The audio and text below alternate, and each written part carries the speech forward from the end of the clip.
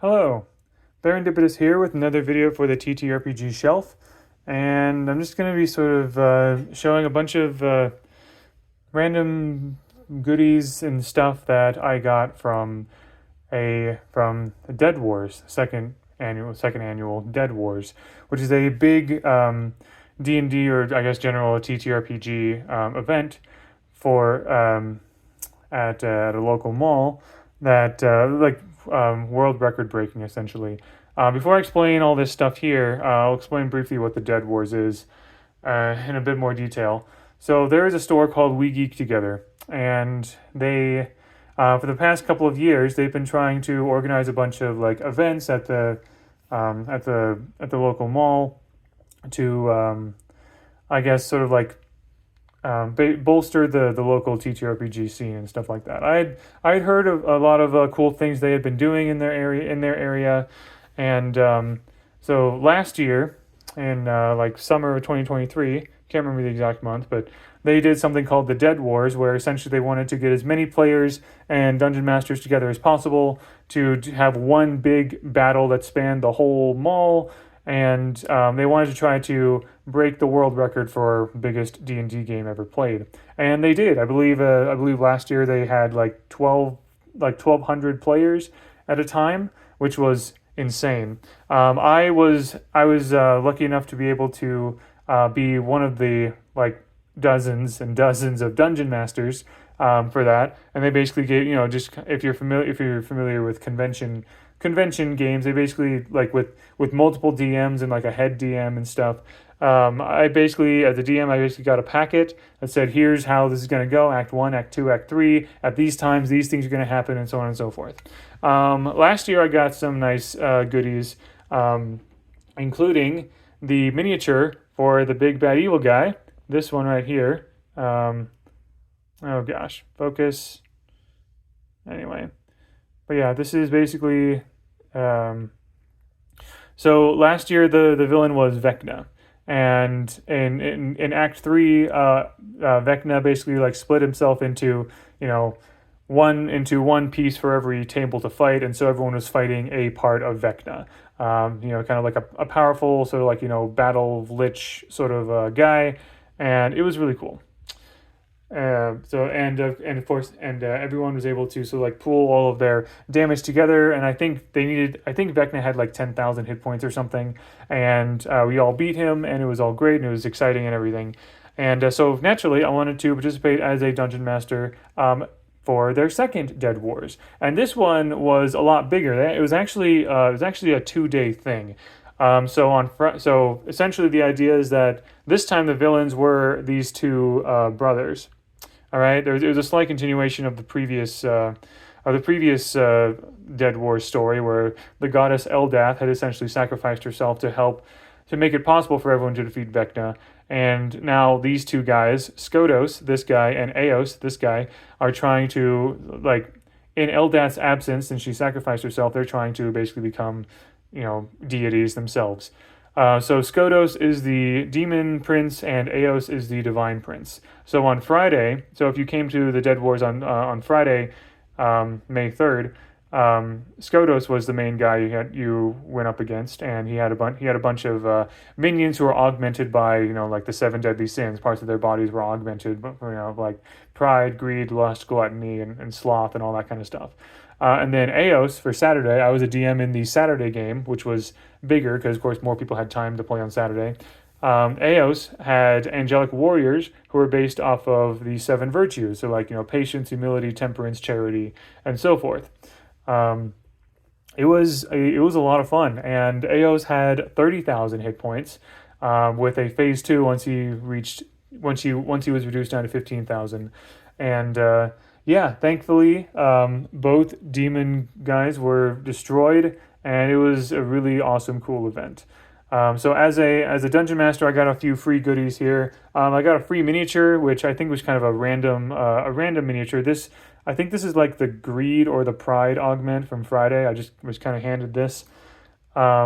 These two, I actually purchased myself for $15 because I thought these would be fantastic mementos for the day. And honestly, for as good like these are good detailed miniatures. I like these a lot. $15. I was very happy to support the creator of these miniatures, which were made specifically for this event. Also, as a dungeon master, I got a free dice tray. This is my first time getting one of these ones that are. This is basically a flat dice tray. I've seen square ones and I've seen hexagonal ones, but yeah, flat dice tray that uses these snaps. Oh gosh, there we go. Uses these snaps to basically become three-dimensional so you can roll dice in them. It has a nice velvet lining in it, and I used it for the actual Dead Wars event. Some of the snaps are a little hard. There we go, just like that. Perfect dice tray. Along with that, it also came with a velvet cloth bag by Die Hard, dice manufacturer around in that area, and a set of dice as well. That was the dice that I got with the dice tray and the dice bag. So again, by Die Hard. Pretty good. Yeah, it was fun. I rolled several nat 20s with this dice, which is really funny. A lot of players at my table were dying at the end. They had to sort of bring in backup characters, and I mean this adventure was intended to be rather dangerous. So yeah. Also, just new dice were being given out frequently. So I got this very nice sparkly blue D20. My wife got a couple of free pieces of dice as well. But yeah, this is cool. I think ultimately I still like my my wooden dice box the most. It is a little more compact, but it is cool to have this. I definitely won't say no to like I said, I've never had a flat snap dice tray before, so this is cool. All right, so and these were kind of superfluous purchases, but they were cool. Anytime my wife and I go to a TTRPG or convention, we like to support local creators and stuff, and buy things that look cool to us. So first of all, we have this deck of stories here. I have a hard time opening on the top, so I have to open on the bottom here. Essentially, these are cards that are intended to kind of help you build an adventure very quickly. And I thought they looked kind of neat. Essentially, how they work is that each card has a hook and a next steps down here. And it says ORC, O-R-C. Basically, that means that this card can be used either as an opening action, as a rising action, or as a closing action or a climactic action or something like that. And so, for example, this a meteor crashes near town. It causes several wildfires you must put out. Next steps: who was part of the town set ablaze? Was the meteor just rock and ice? Another example: at dawn, a tower appears next to the camp. It begins vibrating. Next steps: is it a coincidence? Who lives there? And in this case, they suggest that it could be at the start of an adventure or the start of a plot hook, or at the end of one, but not the rising action. Or in this one, a dome encloses a town with no discernible way in or out. Who created the dome? Can you get around it? So it'd be like more of a developing or a closing kind of thing.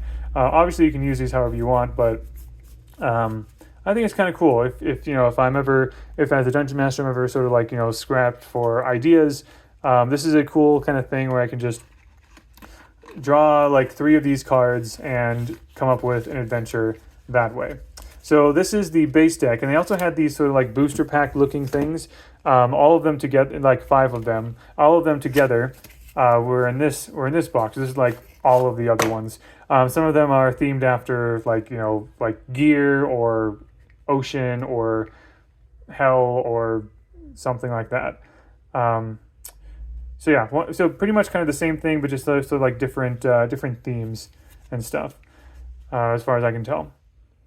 But yeah, I decided to get all of the cards, and let's say I draw these 3 cards here, to try to quickly figure out what the next D&D session is going to be. So you need a guide to enter the tower. Then to the lower plane, the creature offers to help for an unusual price. What kind of payment? Is it worth it? So this could be, again, they suggest that it could be either opening or rising.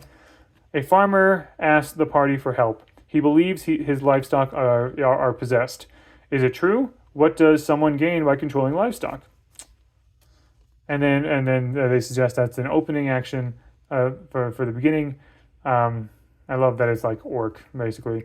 And then finally, a wounded warrior gives you the brooch from his cloak. It is said to give vision to the future.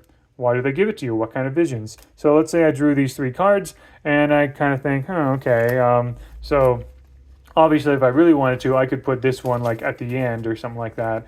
But honestly, I'm happy to follow their recommendations this time. So this one would be in the beginning, and then I would probably want this in the middle and this one in the end, based on the recommendations. And now all of a sudden, the adventure is a farmer asks the party for help. He believes his livestock are possessed. That's the beginning plot hook.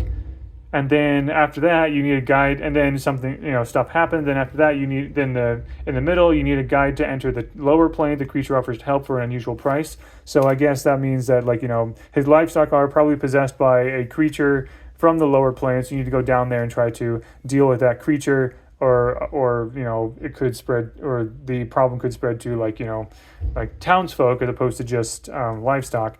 And then finally, a wounded warrior gives you the brooch from its cloak. It is said to give visions of the future. So maybe while you're in the lower planes, you meet a warrior who's also trying to fight this being from the lower planes, and he is wounded, and he gives you this brooch that gives you vision of the future, and you see something about maybe the greater plans of lower planes beings or something. I just kind of came up with that on the spot. And honestly, that's a very solid start to basically planning a session, or planning several sessions in a row. So I think that's awesome. It's a nice. So usually I'm pretty good at being able to sort of go with the flow, and as a DM, but these could certainly help with that. And then finally, Magia Knight's Awakening. So this is, the 5e Magical Girl and Sentai tabletop role-playing game. So this was I don't know, I was kind of intrigued by this. Number one, this was made by some local local TTRPG creators from that area, by the Dead Wars, and it looked pretty. And as I was looking through it, I was kind of impressed by how much work went into this. Essentially, so it sounds like this is 5e compatible, so this could be played with Dungeons & Dragons 5th edition. But the way that it's written, when I was looking through it, it doesn't assume that you're playing it with Dungeons & Dragons. It just means that it could work with that, but it can also sort of work on its own, it seems. But yeah, essentially, if you want to run a campaign of Magical Girl or Sentai Power Rangers type things, you can do that. And it includes mechanics for dealing with school life, very Sailor Moon, Power Rangers kinds of thing. And I don't know, call me strange or weird or whatever. I find some appeal in that, honestly. At least in the basic, fun. I have a little bit of nostalgia. I watched a lot of Power Rangers as a kid, so I definitely have an appreciation for the Sentai kind of thing. And I definitely did watch some Sailor Moon as a kid as well, so I can definitely appreciate that and whatever. My wife also loves Magical Girl and Sentai kind of stuff as well, and also just kind of the sort of, I guess, the setting of teenagers with supernatural powers who are also trying to navigate high school life with school and whatever. I find that rather fun and appealing too. Maybe I'm just old or whatever, but also one of my and my wife's favorite anime is Haikyuu, the volleyball series, anime, manga, whatever. And it's not just because the volleyball matches are cool, but it's also them, planning their strategies and navigating their school life and everything like that. I have fond memories of playing Doki Doki Literature Club when it was fairly new. And yeah, just kind of all of these kinds of things. Also, the art is really cool as well. So I thought it was neat. This was a $50 book. My wife and I were kind of talking about it. We were going back and forth, and eventually she sort of surprised me by purchasing it and saying, "Hey, yeah, well, we have this now. It looks fun. We're supporting local creators, and yeah, there you go." It does seem like it has a lot of its own mechanics to it, and creating a character and dealing with magic and school life and things like that. So yeah, if you know, I don't know. I guess I feel slightly. I don't know why I feel like embarrassed. I guess I just kind of like I'm not used to like having like very like strong, heavy like anime type things, and this is definitely one of them. But I like some of those things. Again, I love Haikyuu, Full Metal Alchemist, um, and other like adjacent things like Avatar: The Last Airbender. Or my wife and I have also loved Spy X Family. We've been watching that recently. And yeah, this is just a nice kind of like additional thing to add to our collection here. So that was our that was my my haul essentially from the Dead Wars 2. Again, the dice tray and the dice bag and these dice I basically got for free at the Dungeon Master. Um, but then everything else I were purchases, and honestly, I feel like they were worthwhile. I'm glad to have all these things. So yeah, I don't go to conventions very often. Usually, conventions are kind of out of the way for me. But if I'm able to, then they're a lot of fun. I love going to things like this, and thankfully, I was able to make it to this one, just like I did last year. Thank goodness. And yeah, there you go. So thank you very much for watching. I hope you enjoyed. And until next time, all the best.